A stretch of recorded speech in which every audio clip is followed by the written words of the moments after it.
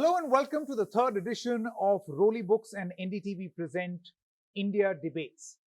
Now, we've debated contemporary issues in our two previous editions, and trust me, this time again, we are going to debate one issue which is very, very crucial. We all talk about it, not just in our drawing room conversations, the water cooler conversations, office conversations. This is top of the mind, believe me, as of this moment particularly. Just rewind a few days and you will know of a Tanishq ad which was under pressure from people withdrawn. Now there was argument that the ad be withdrawn, and then now there is an argument as to why the ad was withdrawn. Both sides there is a debate. But this particular matter or this case takes us to a larger issue of a cancel culture. This has been spoken about internationally in the United States, other Western countries as well. And in the Indian context too, a lot of people are now commenting and perhaps worried about a cancel culture. So on this edition of Rolly Books and NDTV Present India Debates, we are going to ask a question and then there'll be people for the motion and against the motion. Cancel, ban and boycott culture, has it gone too far? Is it necessarily bad, or yes, it has gone too far? So we have people for the motion and against the motion. Let me introduce our guests on this debate. Sandeep Roy joins us. Sandeep, thank you so much for joining us on this discussion. We also have Arima Sundaram, noted lawyer. These two are for the motion, and those against the motion that it has not gone too far. We have noted lawyer Karuna Nandi and writer and film critic Sucharita Tyagi. Thank you so much. So the format of this debate is very simple. Each of you commentators are going to get 3 minutes time each. I know it's going to be a very, very difficult task, particularly for the lawyers, to sum up their argument in under 3 minutes, but please try hard. You will succeed. So let's begin first by inviting Sandeep Roy, who's going to speak for the motion. I'm repeating the motion again. Cancel, ban and boycott culture has gone too far. Sandeep, your 3 minutes begin now. Thank you so much, Sanket. I think it's very important to remember, as you said, that the topic is not is cancel, ban, or boycott good or bad, because is there racism, bigotry, transphobia, misogyny, hate out there that deserves to be called out? Of course there is, absolutely. But the question is, has the rush to boycott, ban, cancel, did I get it sounds like BBC, no? Boycott, ban, cancel. Anyway, has it gone too far? And I think yes, because, you know, if you remember back when we had the satanic verses, that made huge news in 1980s in India with the ban on it, the import of the book. Now getting offended has pretty much become a fundamental right. We could sort of even have a world offense day, like we have a world yoga day, and then try and set a world record in how much can we all get offended and how much offense can we take. So from satanic verses to what you started with, Sanket, the Tanishq ad, has been a long and slippery slope. And looking at all sides of the issue, would anyone really dare make a film like, say, My Name is Khan today in India, or even a film like Tootsie in Hollywood? So let me explain why I think it's gone too far. So one, I think it has become a way to establish our sort of woke credentials instead of necessarily addressing the issue. So it becomes more about attacking the personality than it becomes about the issue. So I can go after a J.K. Rowling because of her comments on transgender issues, and I might be absolutely justified in doing that.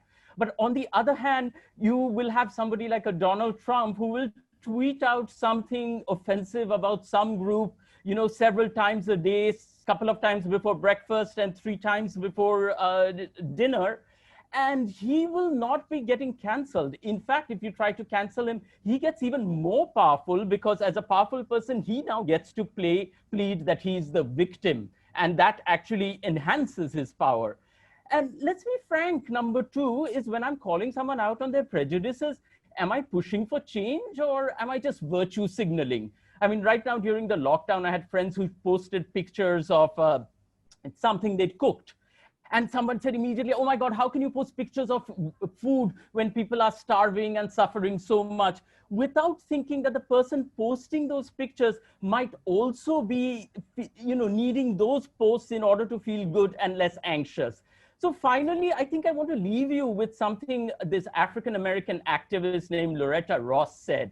She said that calling in is something which we need now, which is really call out, but it's done with love rather than tone policing. And I think that's what the world needs more of, rather than this race where everyone wants to cancel everyone before someone cancels us. Thank you. All right, thank you very much, Sandeep. And now we go across to Karuna Nandi. She's speaking against the motion. Cancel, ban and boycott culture has not gone too far, she says. Karuna Nandi, your time begins now. What is cancel, ban, and boycott culture? It's value neutral. It's not just something that woke people trying to prove their progressive credentials do, as we have particularly seen most recently in the Tanishq ad. In my years of representing rape victims and victims of corporate impunity, there's one of the things that I've learned is that when privilege is a habit, equality feels like oppression. Women, queer people, and Dalits have spent centuries being trod upon and being effectively cancelled, not just by the legal systems, but also by the political systems and also by the culture. Who coined the phrase? It was people with privilege. It was people who felt threatened. It was people who felt cancelled in response to calls for justice.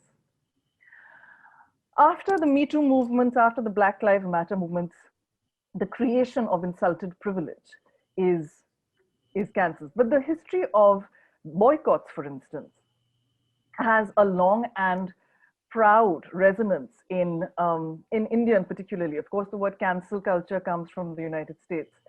But Gandhiji, in the non-cooperation movement, allied with the Ali brothers to make a mass Swadeshi movement that dented the colonial power of the British to a very, very significant extent. Boycotts, therefore, help win our independence. Ahimsa itself, in a way, is a civil disobedience that is boycott of the legal system. Now, cancel culture can also be powered by fascism. Let us be clear that fascism, and Indian fascism in particular, is the epitome of cancel culture. Because what it does is that it speaks to the requirement of a single religion, a single leader, even a single language. The thing is that the Tanishq ad was withdrawn not only because of the boycott. It was very much also withdrawn because of the death threats that were sent to the brand managers and people who were, today itself, people were in a shop outlet yesterday in Gujarat, today in another state. And the Tatas clearly didn't have faith that the police would step up or that the courts would be swift enough, would have the capacity to act fast enough to protect them. So at their heart, then, these protests are a desperate call. These cancels, these bans, these boycotts, they're a desperate call. Sure. They're a call from women speaking in Me Too for the justice system to reform itself towards real justice. Okay. There are calls by Dalit Lives Matter so that Hathras doesn't happen when they approach the courts and when they approach rather the legal system, that they don't get beaten by the police, that the capacity is faster. So I'll just take two seconds to conclude. And so I think the call, therefore, is for our judicial systems to rise in response to these cancelled and boycotts and bans, to occupy justice.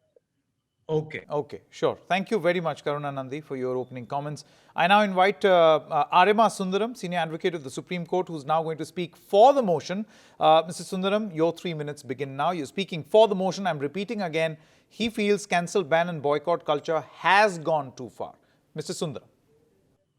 Sanket, at the very outset, in these, what I consider the opening remarks, I want to just highlight reasons why I am speaking for this movement, why I do believe that this entire culture has gone too far. You see, there lies a very thin line between the virtue of vox populi and the vice of oppression. Often, humankind by nature is suspicious and despairs of blacks and whites and wants to find their comfort in zones of gray. But where the danger lies is that the boundaries get blurred and these grays then become each group's blacks and whites. And what really happens then is a complete arbitrariness of action starts. And everyone sees a different shade, but everyone believes their shade is no longer gray. It's black or it's white. What does this culture really say?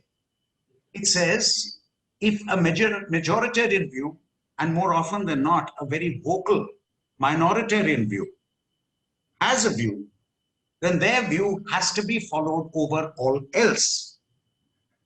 Although people are meant to have freedom of expression, that freedom of expression is thrown out of the back door. Why? Because this so-called majoritarian view or the vocal minoritarian view bulldozes any contrary thought or expression in an individual. It pressurizes the state. It seduces the media into taking its own view as the correct view. And with that becomes the imposition of thought, and out of the window goes free speech and expression. And I ask myself, is this not the very antithesis of freedom of thought, freedom of speech, freedom of expression, which go to the very fundamentals of the Indian ethos, the very fundamentals of our constitution? And does it not go against democracy itself? The recent examples we shall go through later. But now I want to emphasize one thing.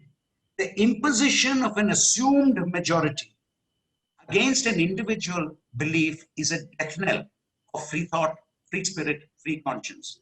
And the sad part is, in a country where we have raised free thought to a level of a fundamental right, where, to quote Justice Chinnapareddy, the thread of tolerance runs right through our constitution. And yet, we are willing to say that the population believes this, ergo, there can be a ban, there can be a boycott, and someone can be cut off from believing and doing what they want. While imposing one's view and overruling others with it envisages a fair description of what the public sentiment wants. I want all of you to just stop for 1 second and think. Right. What if it was your view which is being overrun? What if Ria was your daughter? What if that truck driver who was carrying mutton, his load was mistaken for beef, was your brother? What if that happened to you? What would you feel about this overrun of your individual right? Okay. All right. Thank you very much, Mr. Sundaram, for your opening comments. And now I invite Sucharita Tyagi, writer and a film critic. Thank you very much. You are speaking against the motion. I'm repeating the motion again. Cancel, ban and boycott. You argue this culture has not gone so far and not gone too far.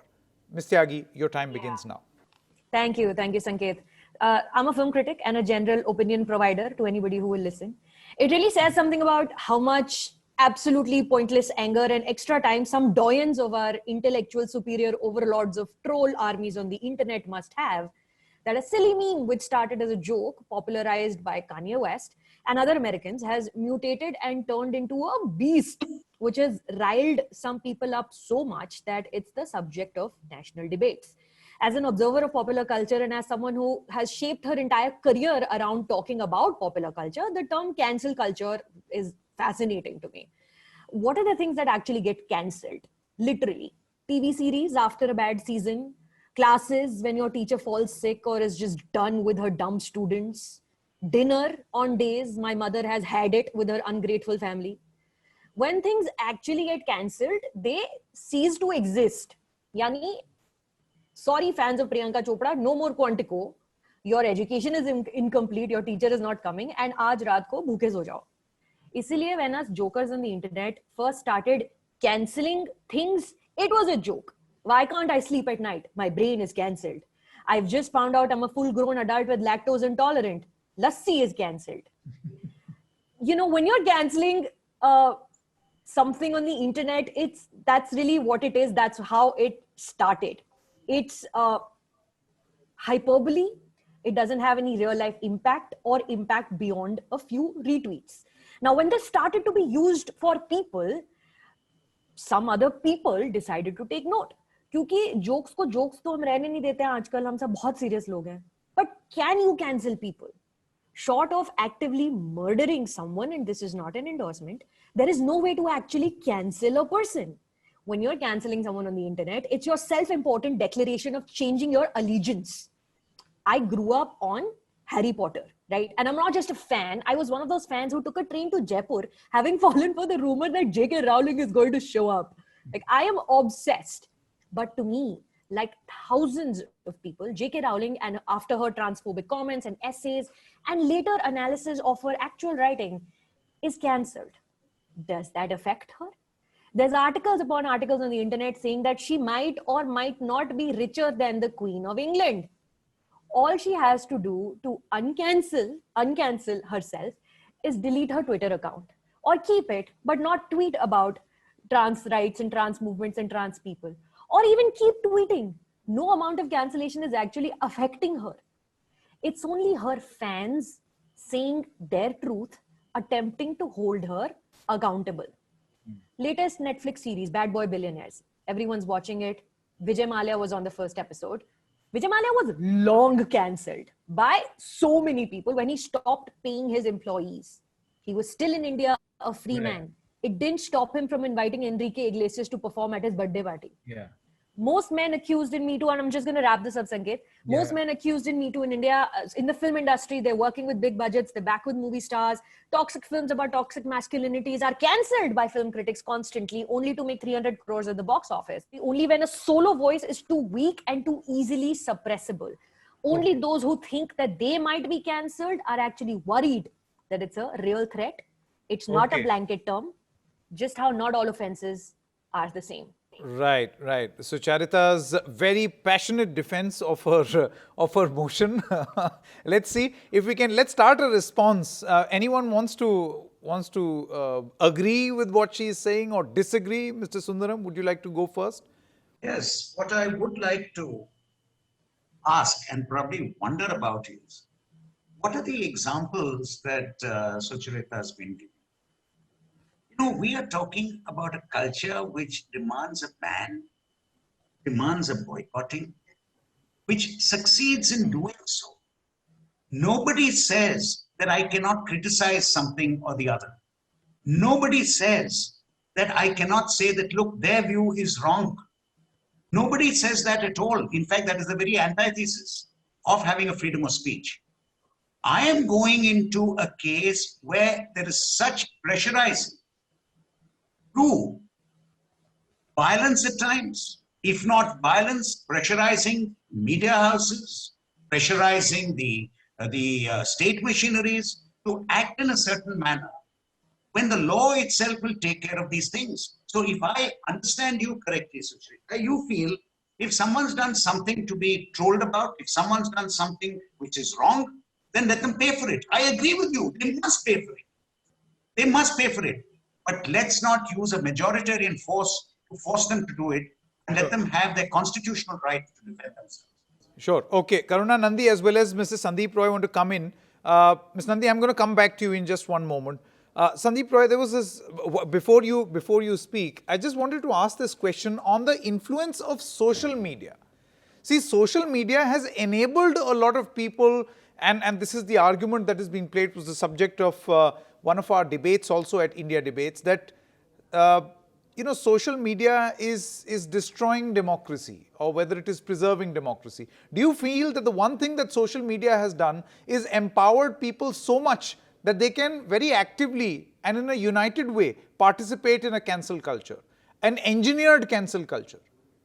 Yes, Sanket, I think it has definitely, social media has empowered people to en masse, organize what people will sometimes call an online mob, as it will, to say cancel this, cancel that. But as Karuna has rightly pointed out, the idea of a cancel culture, as Indians, we can say we did it first, we invented it first, because we had Gandhi, and Satyagraha was, boycotting British goods, is an ultimate example of cancel culture. But one critical difference that I would like to point out to Karuna is that the point of Gandhi saying boycott British goods was not to prove that he was holier than thou in there, but to also shame the British into understanding that they should not be colonial masters. So there was this, the idea was to effect change at the end in the minds of the oppressor as well.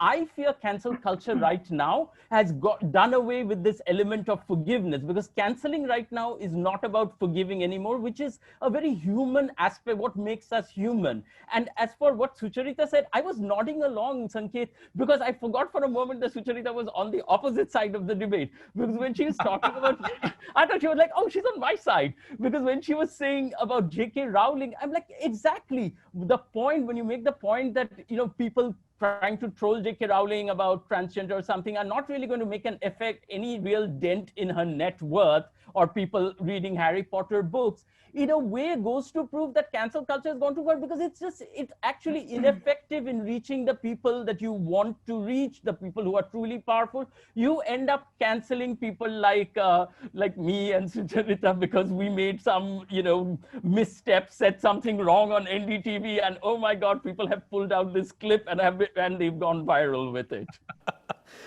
Karuna, Nandi, as well as Sucharita, one by one. Ms. Nandi, we'll begin with you. See, this point that Sandeep Roy was mentioning about injustice, fighting injustice, if I've heard him correctly, fighting injustice cannot necessarily be looked at as promoting cancel culture. But then see, these things are so subjective. What is injustice for me? And as long as you're challenging the law, for instance, you referred to Gandhiji. At that time, he was challenging the law of the land at that moment. And a section at that point would have felt that this is, Mahatma Gandhi is indulging in cancel culture. Whereas what he was doing was fighting injustice. So do you think that this is extremely subjective? Both what is cancel culture and what is injustice? So two things. One is that if you look at them as a whole, cancel culture, private bans, and we're talking about private bans, we're not talking about state bans, because we're talking about bans in culture, right? And boycott. Then what we are speaking of really is value neutral. It's not just by progressive movement. Anyone can bring a boycott. In fact, it's a part of free speech. It's an essential part of free speech. The point is that what powers the boycott? What is at the heart of it? Is it a just cause? Is it not? Of course, everybody believes that their cause is just. The people who were threatening the brand manager from Tanishq, they believe their cause is just, right? The people who are crying out for due process because they have been raped and have to take recourse to Me Too online. Imagine that person, right? They believe their cause is just. So how do we sift what is just, what is not? That is why we have legal systems. And this is where I feel that Mr. Sundaram quite rightly agrees with me. Because where you have a Riya Chakravarti, who the CBI has just come through with a report saying that Sushant Singh, and I'm not going to use the Rajput because he himself dropped it, Sushant Singh was not murdered.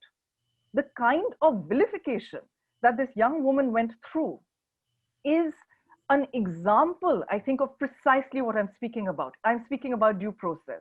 But where we diverge is this, is that I think that these modes of protest are a desperate call for due process.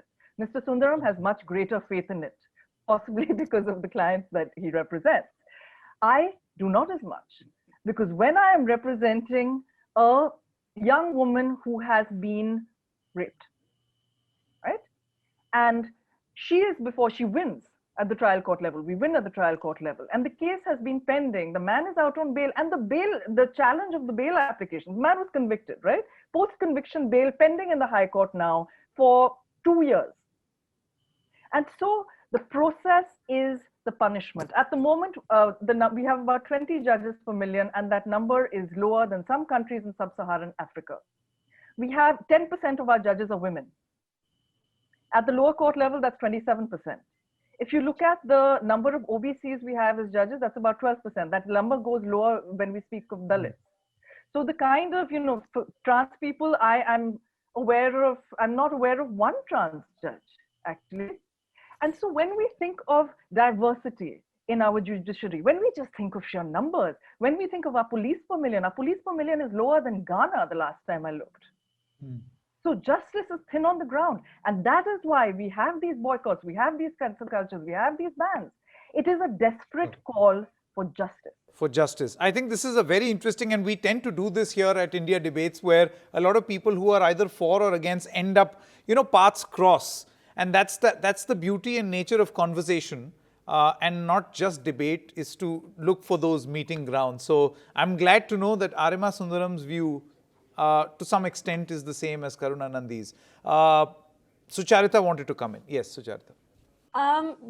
If collective outrage or feedback has pushed an individual or an organization into a corner where they have no other option but to give in to the demands of people, and this is crucial here, where they have no other option but to give in to the demands of the people, should we be upset that so many people are upset, or should we be looking at what is the larger picture here? What is the larger commentary here? That this particular controversy is nestled within. Riya Chakravarti was not cancelled. She was targeted by 80,000 fake accounts on Twitter. Troll armies are not cancel culture. Troll armies are just that. They are paid troll armies. But what if it, Sucharita, what if it leads to a cancel culture? See, what was the basic objective of those 80,000 fake accounts, alleged fake accounts? That's the question. Because it's still under investigation. Yeah.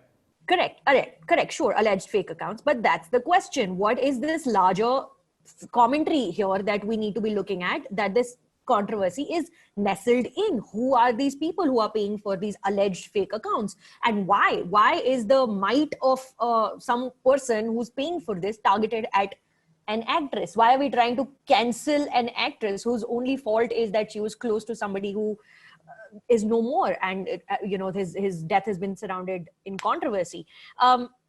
We have the internet right now because it's punching up. When you're canceling something and when you're saying something is cancelled, that J.K. Rowling is cancelled, or someone else is cancelled, that's punching up, and that's never wrong.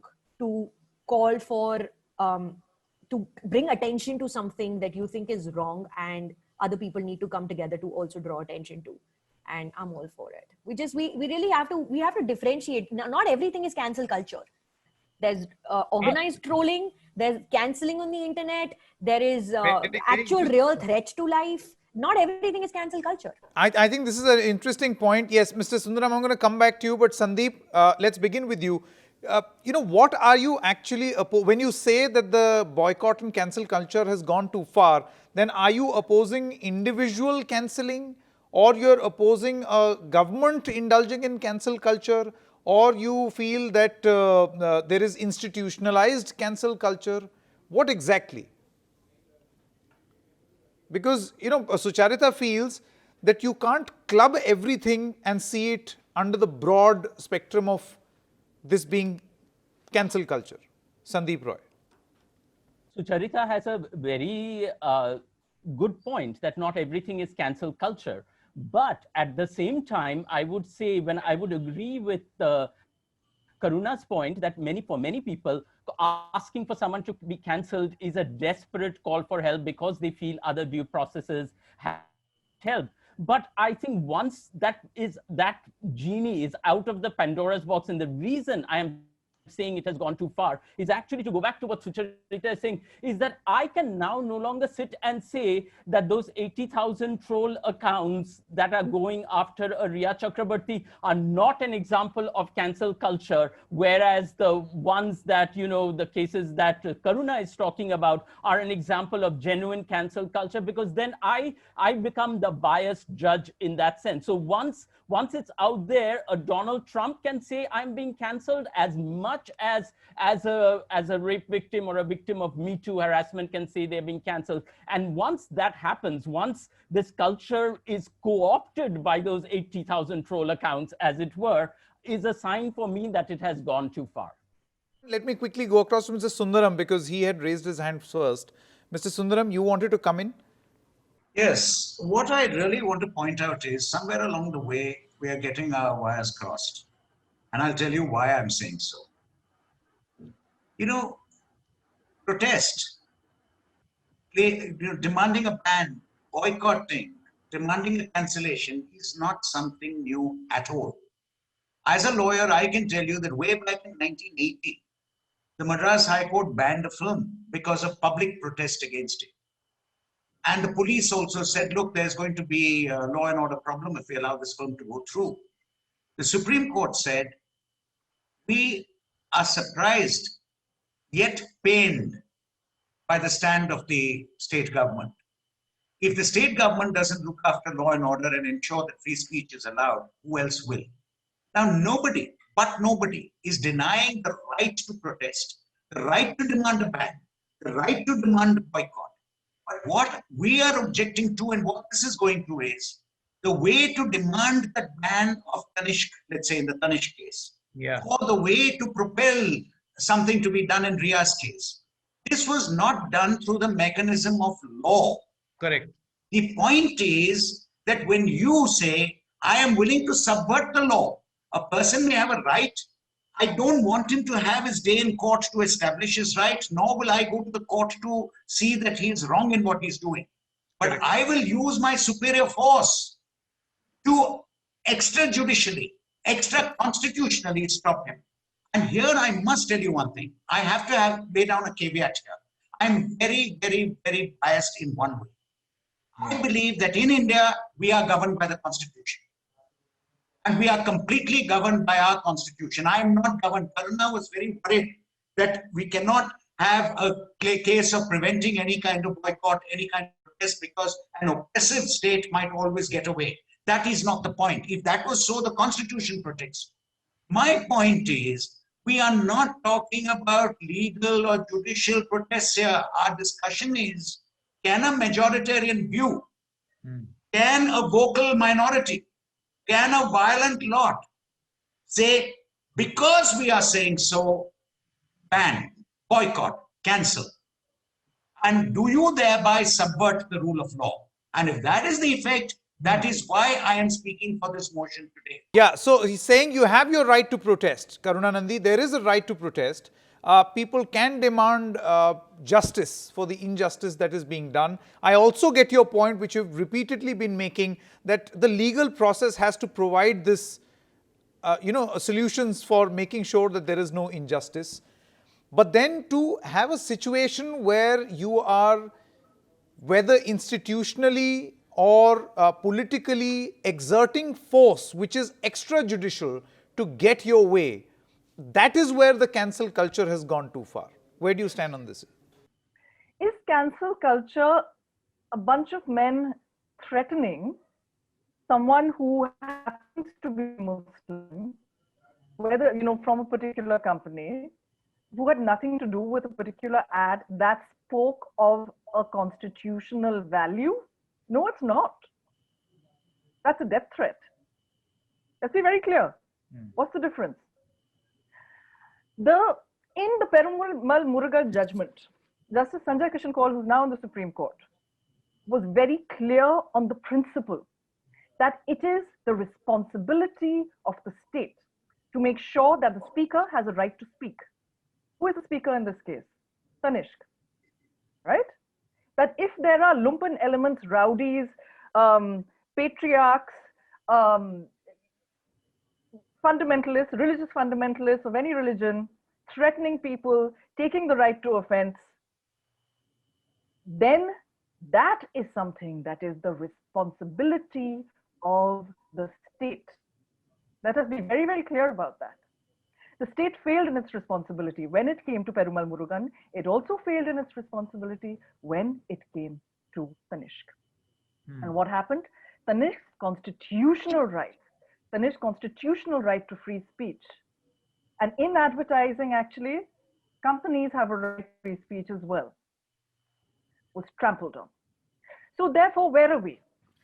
That the constitutional values of free speech, of equality, of the golden triangle of rights, of freedom, cannot be limited further because because people are not going to the judicial system, don't have adequate recourse to either the police or the judicial system. So you feel, Karuna Nandi, that the moment you fix the judiciary, this is going to auto-correct or auto-solve? Well, what I am saying is that the moment that we have faster hearing of cases, the moment we have enough police protecting speakers, that what will happen is that the death threats will be prosecuted fast and will be put in their place, that the protests that are free speech will have I think that's a fair point. the possibility to bloom, and women will be able to get rape convictions instead of exposing themselves to defamation suits. I think one of the points that Sucharita, that Karuna Nandi made, where she said that the process itself in this country has become the punishment. I think there lies the problem, and if one can fix this, perhaps the solution to most things, not just cancel culture, to a lot of things. See, what recently happened with Tanishq ad being taken off the air, there's two different things to it. One is, first, the ad went out and it angered a particular group of people with a particular kind of ideology and thoughts and ideas. And then there was outrage on the internet against the ad. The second thing is that there was actual, to Karuna's point, actual death threats, actual rampaging of stores, of physical brick and mortar locations. And that's a different thing. So why is it that Tanishq actually pulled the ad? Did they pull the ad because it got cancelled on Twitter? Or did they pull the ad because there was an actual law and order situation that would have happened maybe if there was no internet, and maybe if there was no outrage on the internet, Sucharita, even if but that also ad had aired on the television? Sucharita, the important point that you're making here, because then there is a counter argument. As far as taking a strong position is concerned, then Mr. Bajaj is also taking a strong position. He's among the world's biggest motorcycle manufacturers. Do you think he doesn't have brick and mortar stores? That is also an example of being cancelled on social media platforms. People are angry, people are pissed off, people are not going to buy Parle-G anymore. I've not seen any videos of people burning Parle-G, but I won't be surprised if they show up. And it'll be interesting to see if Parle-G is inflammable.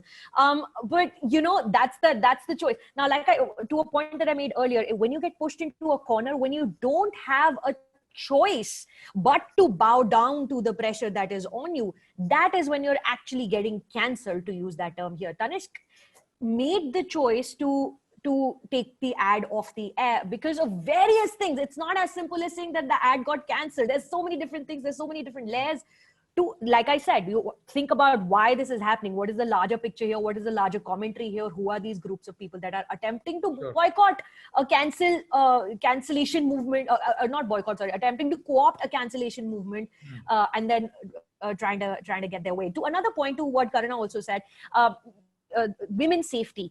A couple of months ago, a female comic was threatened, and there were videos going around on the internet of men threatening her with sexual assault, with physical assault.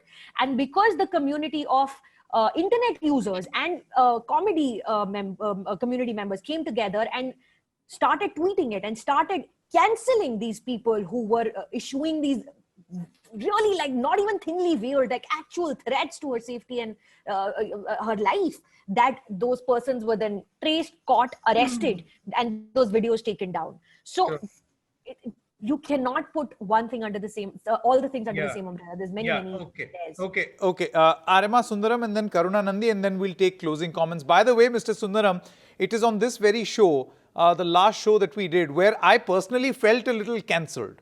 So it'll be very important for me to understand the dictionary meaning of what this means, or how exactly is this a culture, because when we debated, what we felt was, or could be debated, a word secularism. Our debate point was secularism is essential to democracy, and there were people for the motion and against the motion. There was this sudden backlash on Twitter, a strong storm of people who said, how can you debate this?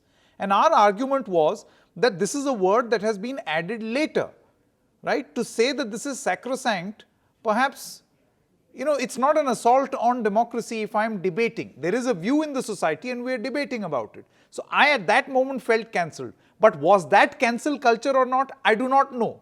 And more so now, I'm even more confused with these definitions that we are talking about. Mr. Sundaram. Your secularism, the question you raised is very interesting. I know I'm diverting a bit, but since you raised it, I want to point out something. Secularism was not something which was later added. Yes, the 42nd Amendment brought it into the preamble. But before that, secularism was always there in our Constitution. Correct. Article 14 of the Constitution gives equality irrespective of caste, creed, religion. Correct. So in which case, there was always secularism within the Constitution. It was just spelled out in the preamble. But let's leave that aside. Sure. What I really wanted to highlight here is, I think we're getting into a debate really where I have a voice, I want to express my voice, I want to protest against something, and if I have enough people I can muster together, we can together protest. What is wrong in that?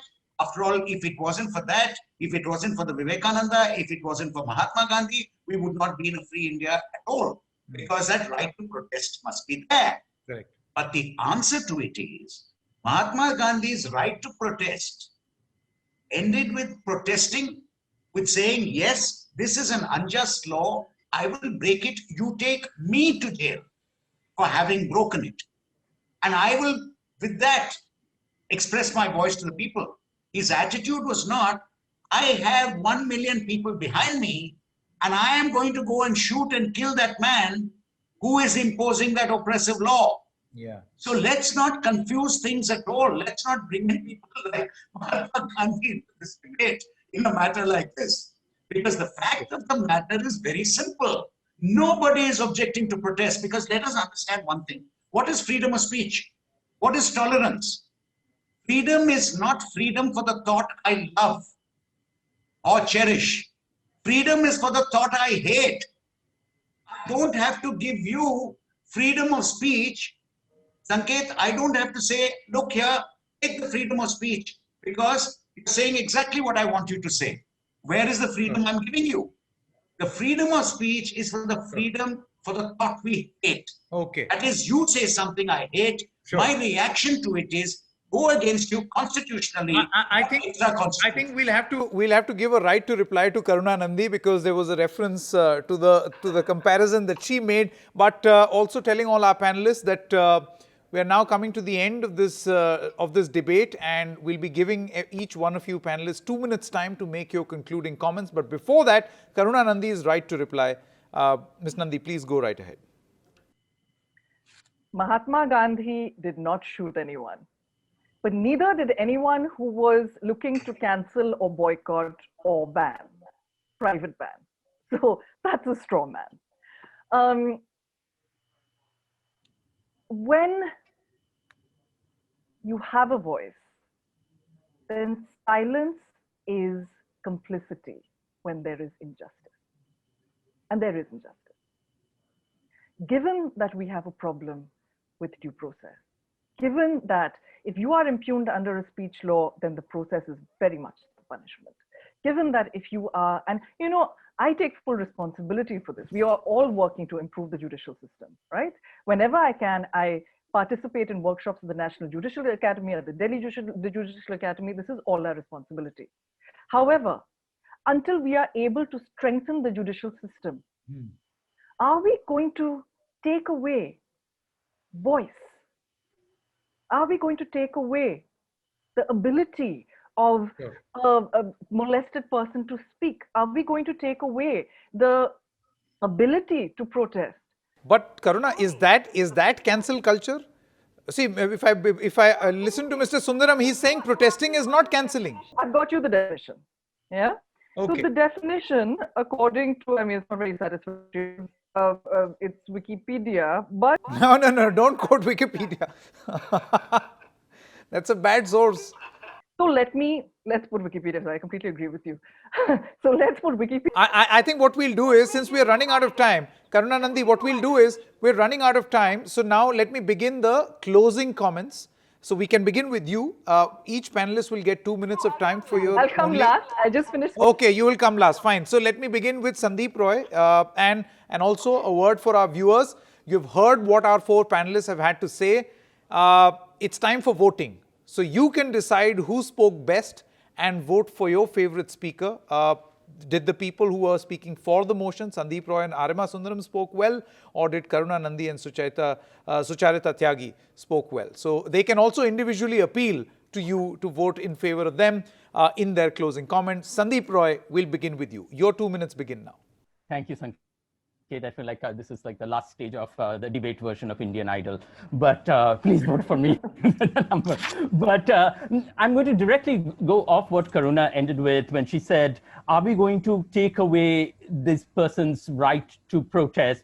Because it is true that in our system, due process takes too long. And absolutely not, which is why I think I started by saying, is this about the fact that asking somebody to protest, to say, you know, you should boycott this firm's product, is that always necessarily bad? The topic is not about whether this is good or bad. The topic is about whether it has gone too far. And that is what I want to stress right now, is that it's obviously somebody who feels that their voice is not being heard. It should be able to stand up there on the internet and be able to protest. And cancelling something goes way back, as Mr. Sundaram has pointed out, in the terms of, you know, Stanley Woolpert's 9 hours to Rama about the assassination of Mr. Gandhi was cancelled, so to speak, so many years ago.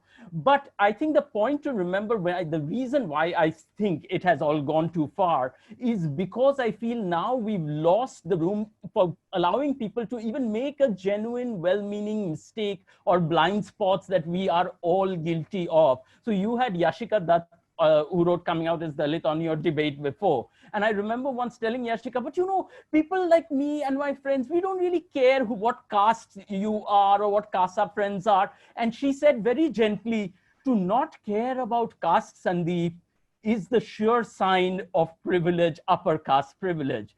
And it stuck with me and it made me think, because instead of getting into high dudgeon and cancelling me, she chose to draw me into the conversation and made me think. And that is why I feel it was more effective in effecting change to do that, instead of just saying, oh, you are just too casteist and we will cancel you. And so that's why I feel in the end that's what we want, right? Change.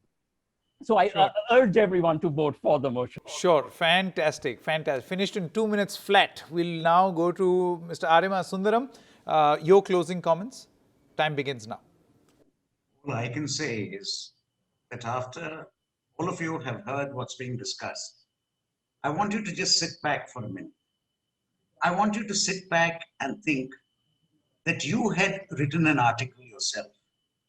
I want you to sit back and think that your daughter has been caught and implicated in something you felt she never did. I want you to sit back and think that, look here, this member of my family was got on by a mob just because he did something or he voiced a view which the mob didn't like. I want you all to sit back and think, look, how would I react? How would I react if I was being trolled by a huge vocal voice, which may not be the majority of people at all, but a sufficient large enough minority, which are all saying, stop him from doing that, stop her from doing that, hang him for this, hang him for that.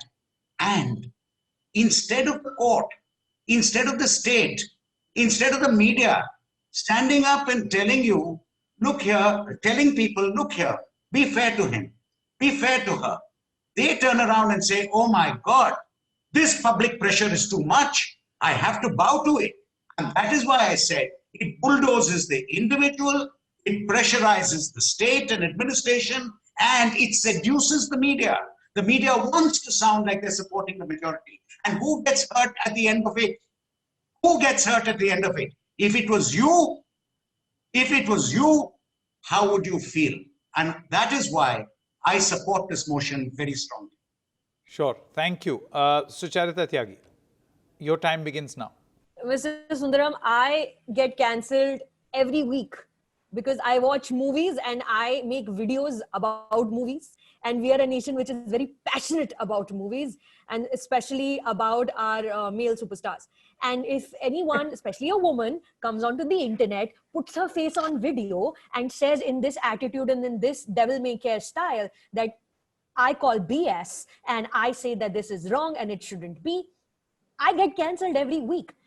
And Karuna will understand this. The armies upon armies of fans of superstars who come after you on Twitter, and you feel the pressure of not going against this superstar again, and not saying these opinions again, and not voicing your actual thoughts again, because there's people putting pressure on you. People are trying to cancel you. So I have been in that place for more than 5 years, 6 years, close to. I mean, I've been in broadcast for 10 years of my career. I was in radio before this. So it's on you. If you feel like you're getting cancelled, you take a step back, listening to your advice, taking a step back, thinking about it, and then realizing, does it really affect me? If I am surrounded by a support system or a group of people who believe in me, who say that I am saying the right thing and who are going to stand with me, then I am just going to continue marching on doing what I do.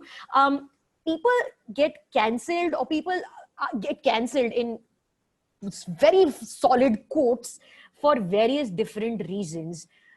Protesting, boycotting, calling for bans, voicing your opinion against an author that you grew up with, a film you didn't like. These are all different things. And to sound like a broken record, at the risk of sounding like a broken record, we cannot club them under the same umbrella.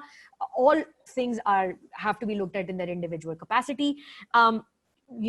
Mr. Roy said in the beginning about Salman Rushdie's book, Salman Rushdie, a fatwa is not the same as getting cancelled. And last I checked, Salman Rushdie is doing fine. Sure. It has not affected him. Sure.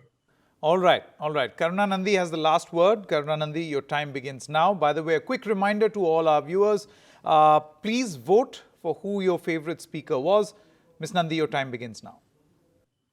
Let me give you my definition of cancel culture.